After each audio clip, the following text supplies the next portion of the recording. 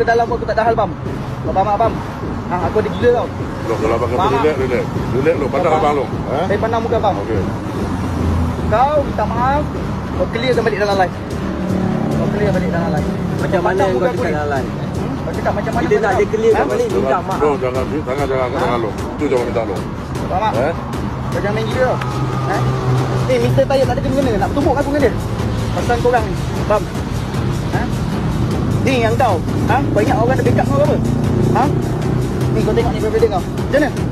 Dia cakap, tengok orang dulu. Faham? Aku tak heran. Kalau aku ke dalam, aku ada duit. Aku nak standby apa benda. Aku rasa bini aku standby dah kalau aku ke dalam. Faham? Sebab aku ada duit, faham? Kau tak ada duit, kau nak buat apa? Kau nak mengikut dalam jaya? Kau umur dah berapa, cik? Dah nak masuk 30. Kau majukan diri kau. Kau pergi kerja. Faham? Aku nasihat ni sebagai abang. Faham? Kau umur apa? Umur kau? 38. Aku lagi tua daripada kau. Aku lagi tua daripada kau. Sabar. Sekarang ni Willy, aku nak kau minta maaf. Lepas ni aku tak nak benda ni berulang balik Willy. Aku tak nak lagi